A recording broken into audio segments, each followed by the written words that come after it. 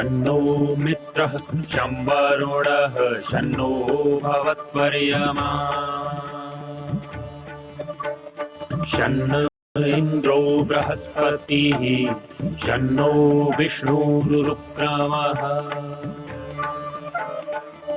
ॐ शान्ति शान्ति शान्तिः।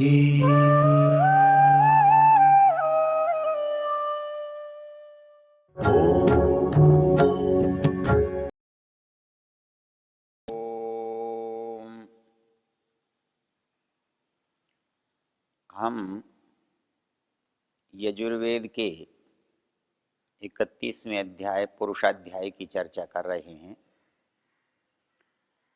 पीछे जिस मंत्र पर हमने विचार किया वो मंत्र था तस्माद् यज्ञात् सर्वहुतः ऋचः सामानि जज्जिरी छंदांसि जज्जिरी तस्मात् यजुस्तस्माद् अजायत। यहाँ पर उस परमेश्वर को यज्ञ कहा। यहाँ तस्मात् उस परमेश्वर से ऋग्वेद, यजुर्वेद, सामवेद, अथर्ववेद की उत्पत्ति की चर्चा की। पिछले संदर्भों में हमने देखा कि निराकार ईश्वर कैसे जो साकार ऋषिगण हैं उनको ज्ञान देता है या दे सकता है। उसमें हमने स्पष्ट किया कि यहाँ निराकार को साकार को देने की बात नहीं है।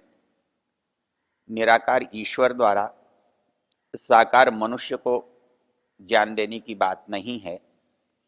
यहाँ निराकार ईश्वर की निराकार जीवात्मा को ज्ञान देने की बात है। ये शरीर केवल तभी माध्यम बनता है जब इसके सामने दूसरा शरीर हो। जब एक अशरीरी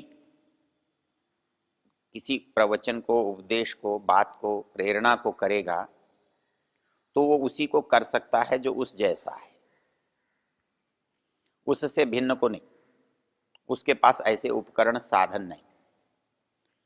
इसलिए आत्मा जीवात्मा के लिए उतनी ही सहजता से प्रेरणा कर सकता है जितनी सहजता से एक साकार दूसरे साकार के साथ। तो ज्ञान देने में कोई बाधा नहीं है। उसमें एक विशेष बात यह आती है कि उच्चारण के बिना कैसे दिया होगा। तो इसका उत्तर भी हमने सोचा था कि मनुष्य जब विचार करता है, सोचता है, तो उसे बोलने की आवश्यकता नहीं। वो मुख आदि इंद्रियों का उपयोग नहीं करता। और इसके साथ एक और महत्वपूर्ण चीज, मनुष्य जब विचार करता है तो बिना भाषा के विचार नहीं कर सकता। अब ये सोचने की बात है कि जब मनुष्य उत्पन्न हुआ तब विचारवान था या विचारवान नहीं था। यदि उसको कुछ भी सोचना है तो उसके पास शब्द भी होने चाहिए, उनका अर्थ भी होना चाहिए और उनको मिलाकर भाषा भी बननी चाहिए। अर्थात आज भी हम यदि चिंतन करना चाहते हैं, उस चिंतन के लिए अनिवार्य है भाषा, अनिवार्य है शब्द, अनिवार्य है उनका अर्थ। इसलिए ये कहना कि ये बाहर से चीज पैदा हुई है या वातावरण से हमने सीखी है, इसका औचित्य नहीं बनता, ये तार्किक नहीं है। जब हम किसी ऐसी बात को सिद्ध करना चाहते हैं जो हमारी उपस्थिति में नहीं हुई,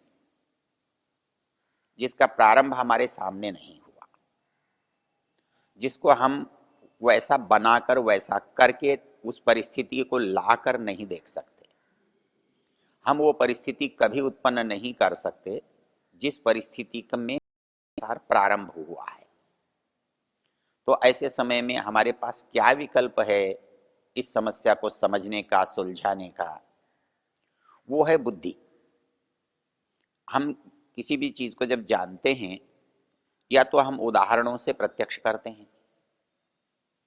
उदाहरणों से जब प्रत्यक्ष करते हैं तो हम उसका भौतिक रूप देख सकते हैं, लेकिन जिस नहीं है, जिसको हम क्रियात्मक रूप नहीं दे सकते, जिसको प्रत्यक्ष नहीं करा सकते आंखों से, तब हम क्या करें?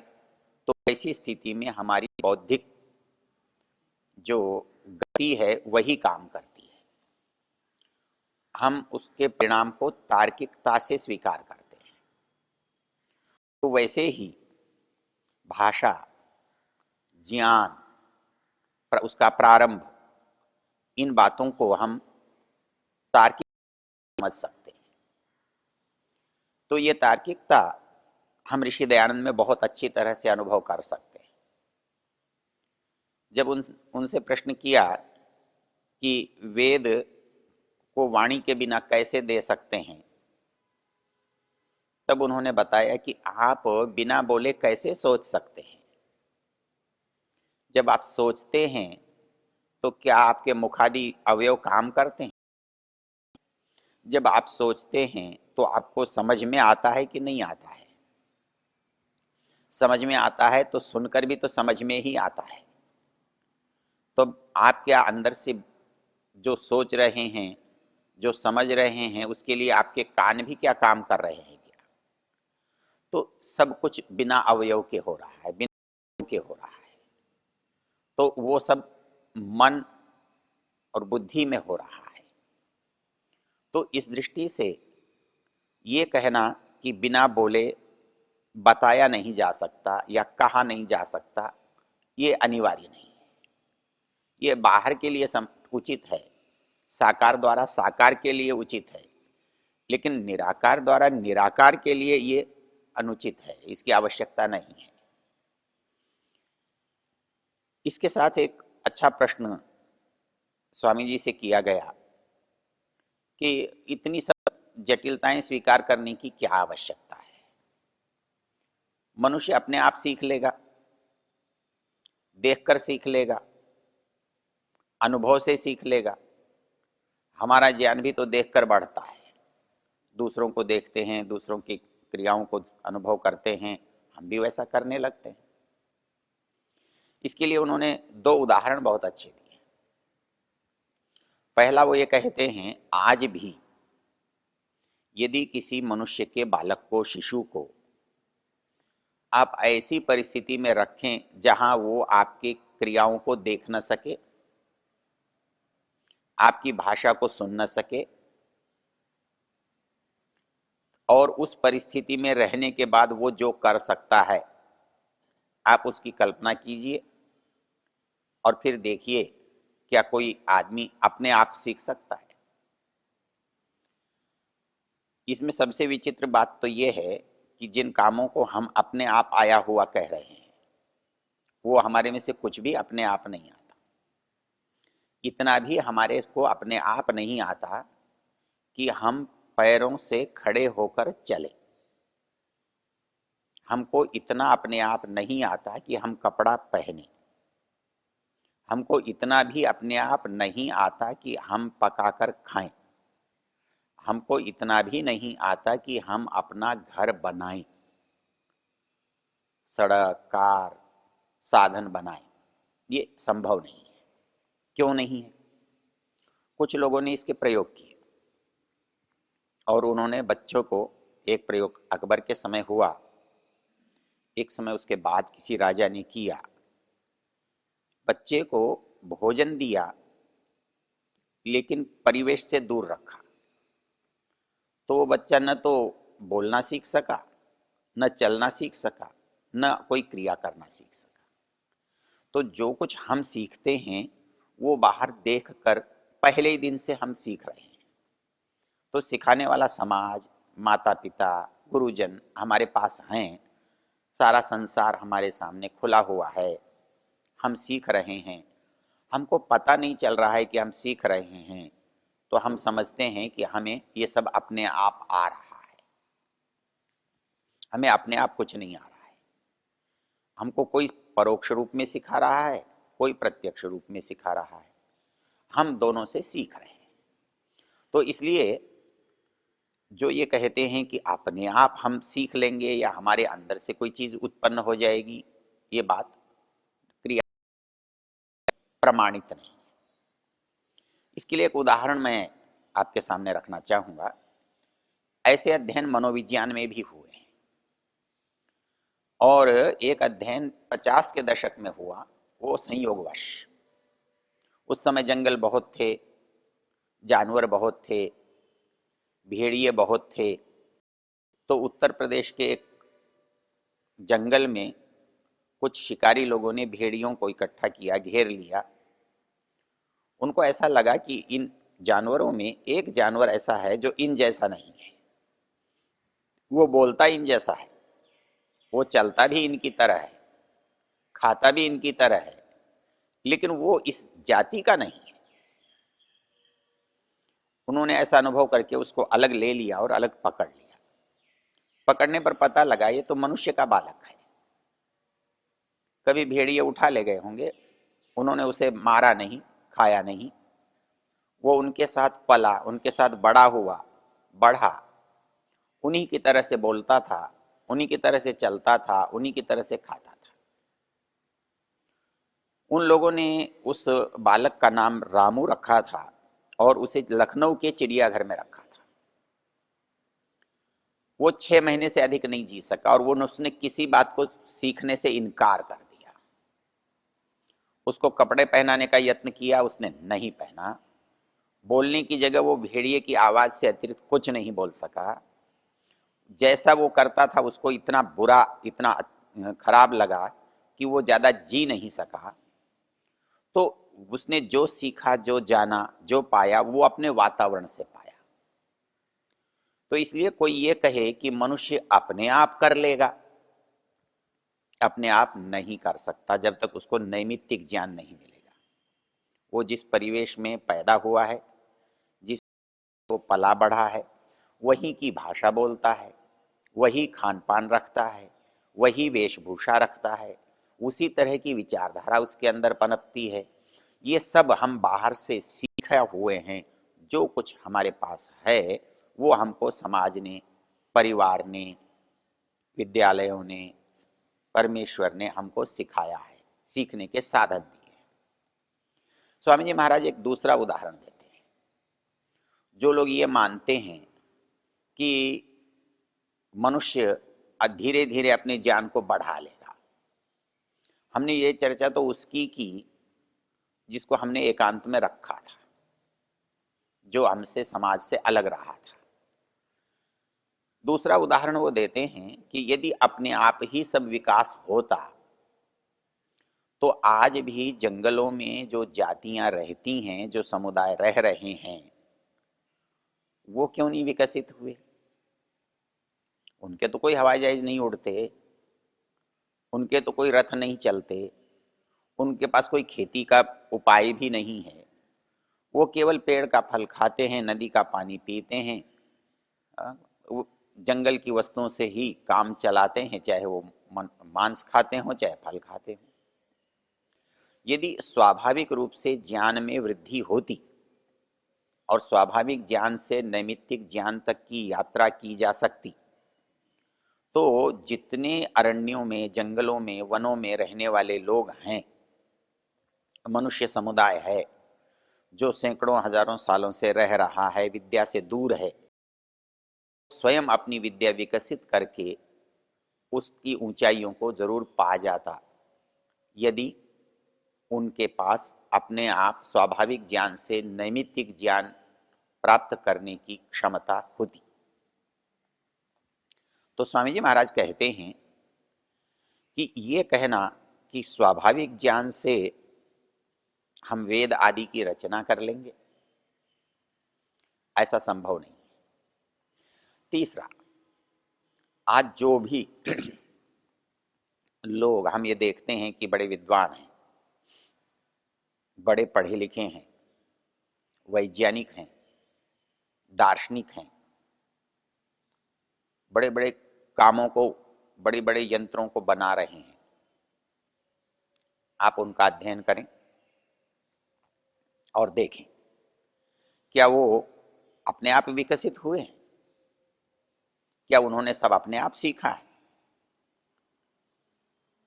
तो आप देखेंगे कि हम में से जो कुछ सीखा हुआ है वो सब दूसरों से सीख कर फिर दूसरों को सिखाता है, स्वयं दूसरों से ज्ञान अर्जित करता है, तब वो अपने ज्ञान का संग्रह करता है, चाहे वो लिखता हो, चाहे बोलता हो, चाहे वो दूसरे को बताता हो, पढ़ाता हो। लेकिन हर व्यक्ति जो आज पढ़ा रहा है, लिख रहा है, बोल रहा है, उसने स्वयं कभी भी अपने आप उसको अर्जित नहीं किया है। वो सारा ज्ञान उसका बिना किसी सहयोग के उसको प्राप्त हुआ हो, ऐसा नहीं है। हर अच्छे से अच्छा अध्यापक, अच्छे से अच्छा वक्ता, लेखक तभी वो लेखक बनता है, तभी वो वक्ता बनता है, तभी वो अच्छा अध्यापक बनता है जब उसने दूसरों से उस ज्ञान को प्राप्त किया है। तो दूसरे से ज्ञान प्राप्त किए बिना मनुष्य ज्ञानवान नहीं बनता, वो उस योग्यता को प्राप्त नहीं कर सकता। तो ये जो योग्यता उसके पास आई है, इस योग्यता को हम नैमित्तिक ज्ञान कहते हैं, अर्थात निमित्त कहते हैं कारण को, जो किसी की सहायता से किसी दूसरे से हमारे तक पहुंचता है। और यदि वो परिस्थिति नहीं होगी तो वो ज्ञान भी नहीं आएगा। तो इसलिए हमारे पास जितना भी ज्ञान आज हम देख रहे हैं, भले ही उसका हमें संबंध पता न लगे, वो कहाँ से आया है यह हमें मालूम न हो, लेकिन इतना तो सच है कि वो कहीं न कहीं से आया है, किसी न किसी ने दिया है। हमारे पास जो ज्ञान आता है, जिसे हम अपना कहते हैं, उसमें अपना कुछ नहीं होता है। वो जो ज्ञान हमको अनेक अनेक स्थानों से, अनेक लोगों से, अनेक समयों में मिला है, उसको हम अपने क्रम से उपस्थित कर देते हैं, अपने बुद्धि से उसको व्यवस्थित बना देते हैं, और जब उसे हम प्रस्तुत करते हैं तो वो हमारा अपना ज्ञान होता है, वो हमारी अपनी मौलिकता होती है। उसमें हर बात हमारी होते हुए भी हमारी नहीं होती, और हमारी नहीं होते हुए वो हमारी हो जाती है, क्योंकि जब उसमें हम अपनी बुद्धि, अपनी श्रम, अपनी योग्यता का समावेश कर देते हैं। तो इसलिए एक पढ़ने वाला जो बहुत कक्षाओं में बैठता है, उसके साथ बहुत विद्यार्थी होते हैं, लेकिन वो सब तो उस जैसे नहीं होते। कोई उससे कम होते हैं, कोई उससे अच्छे होते हैं, कोई उससे भिन्न होते हैं। उन्होंने प्राप्त तो सबने एक जैसा किया था, किंतु उसकी अभिव्यक्ति के समय हम देखते हैं कि जैसा सबको बताया गया था वैसा नहीं है। तो इस बात से हमको एक बात पता लगती है कि ये जो ज्ञान है, ये प्रारंभ में ही दिया गया है और ईश्वर के द्वारा ही दिया जा सकता है। मनुष्य के स्वभाव से ये पैदा नहीं होता है, ये स्वाभाविक ज्ञान से उत्पन्न नहीं किया जा सकता है। ओ